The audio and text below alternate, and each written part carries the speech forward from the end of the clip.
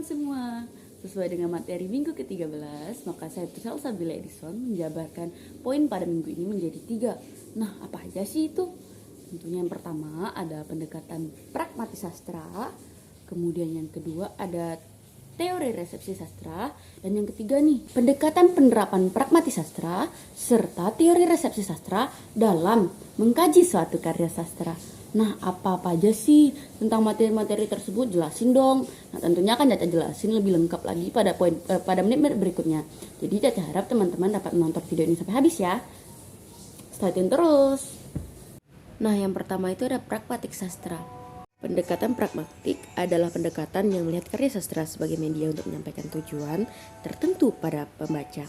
Tujuan tersebut dapat berupa tujuan yang ada kaitannya dengan pendidikan, moral, politik, agama, ataupun tujuan yang lainnya.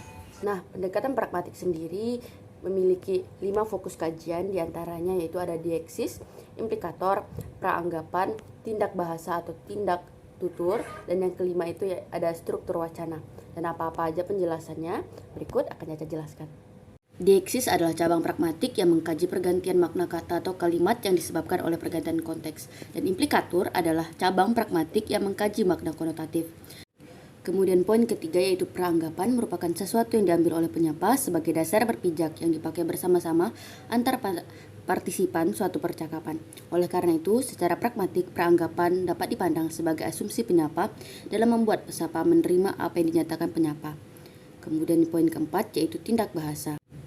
Tindak bahasa merupakan suatu kegiatan penutur menggunakan bahasanya dalam berkomunikasi. Nah, untuk subdisiplin berikutnya yaitu terkait poin resepsi sastra. Apa sih itu resepsi sastra? Secara singkatnya, resepsi sastra itu adalah bagaimana seseorang menerima atau membuat cara pandangnya terhadap karya atau teks yang sudah diberikan. Namun penjelasan lebih rincinya adalah sebagai berikut. Resepsi sastra merupakan aliran sastra yang meneliti teks sastra dengan mempertimbangkan pembaca selaku pemberi sambutan atau tanggapan. Dalam memberikan sambutan dan tanggapan tentunya dipengaruhi oleh faktor ruang, waktu, dan golongan sosial. Nah, lanjut ke poin berikutnya bahwasanya metode resepsi sastra dibedakan menjadi 2, yaitu sinkronis dan juga diakronis. Apa itu sinkronis dan apa itu diakronis? Berikut penjelasannya. Nah, resepsi secara sinkronis yaitu meneliti karya sastra dalam hubungannya dengan pembaca sejaman. Sekelompok pembaca misalnya memberikan tanggapan baik secara sosiologis maupun psikologis terhadap sebuah novel. Bentuk resepsi yang lebih rumit adalah tanggapan pembaca secara diakronis, sebab melibatkan pembaca sepanjang sejarah. Penelitian resepsi secara diakronis dengan demikian memerlukan data dokumenter yang memadai. Dan poin yang terakhir yaitu terkait konsep resepsi sastra dalam mengkaji karya. Seperti yang dijelaskan tadi bahwasanya resepsi sastra berorientasi pada pendekatan pragmatis yang memberikan perhatian utama terhadap peranan pembaca dalam karya sastra. Tanggapan pembaca terhadap sebuah karya sastra sejak dari dulu hingga sekarang akan berbeda antara pembaca satu dengan yang lain.